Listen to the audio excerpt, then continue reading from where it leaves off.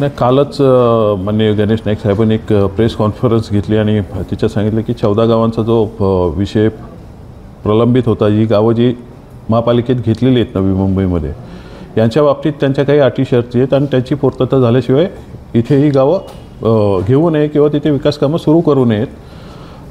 खरं तसं पाहायला गेलं तर ही गावं नवी मुंबई महापालिकेत घेण्यासंदर्भात नाईक साहेबांची भूमिका खूप महत्त्वाची आहे. त्यांनी वेळोवेळी आमच्या 14 गावाच्या सर्व गावकऱ्यांचं ऐकून त्यांनी समर्थनच केलेलं आहे.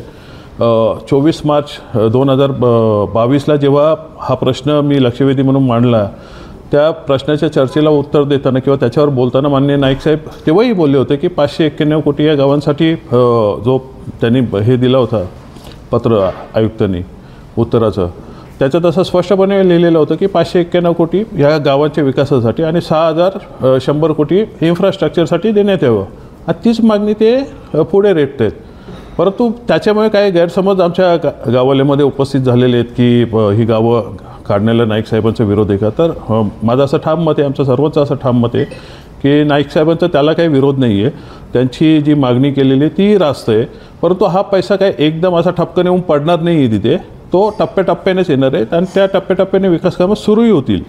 माननीय मुख्यमंत्री साहेबांनी आम्हाला 70 कोटी नगरविकास खात्यातनं, 70 कोटी MMRDतनं तेव्हाच जाहीर केले होते. आता उद्याच मी त्यांना भेटणार आहे या संदर्भात आणि ही कामं चालू करायला एक निधी तुम्ही रिलीज करा. आमचा जो आडिवली भुतिवली रस्ता आहे त्या रस्त्याचा DPR सादर करण्याचे आदेश द्यावेत असंही त्यांना सांगणार आहे. तसंच मागे आम्ही सर्व माननीय पालिका आयुक्तांना भेटलो तेव्हा त्यांनी सांगितलेलं की सूचना केलेली आम्ही लोकांनी की एक स्पाईन रोड पाहिजे या 14 गावांच्या मधनं तळोजा रोडला मिळणारा, त्या रस्त्यातही प्रस्ताव त्यांना टाकायला सांगू. अर्थात ही कामं होत राहतील, परंतु त्याला खूप प्रोसिजर पुढे काळ जाणार आहेत आणि तेवढा काळ ही गावं ताटकळत ठेवणं विकासापासून हे योग्य राहणार नाही.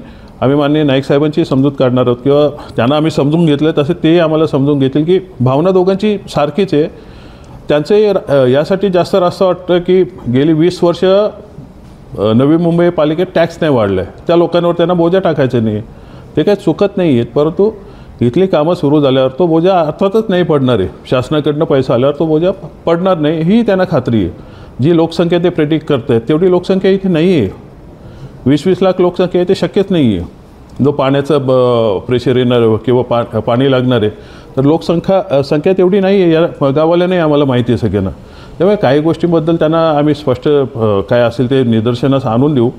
आणि राहिला एक अतिक्रमणांचा विषय, तर नवी मुंबई आज देशात जवळजवळ 1-2 नंबरची महानगरपालिका आहे. तिथले अतिक्रमणांचा विषय काय संपलेला नाही आहे. त्यामुळे हा टप्प्याटप्प्यानेच संपणार आहे आणि त्या अनुषंगाने माननीय नाईक साहेब एक मवाळ भूमिका घेतील अशी आम्हाला अपेक्षा आहे. आमचे ते नेते आहेत, आमच्या समाजाचे नेते आहेत, आम्ही त्यांच्याकडे एका अपेक्षेने बघतो आहे. त्याचसोबत त्यांच्या भूमिकेला आम्ही पाठिंबा देऊनच माननीय मुख्यमंत्री साहेबांकडनं या भागासाठी जास्तीत जास्त निधी कसेल यासाठी प्रयत्न करू.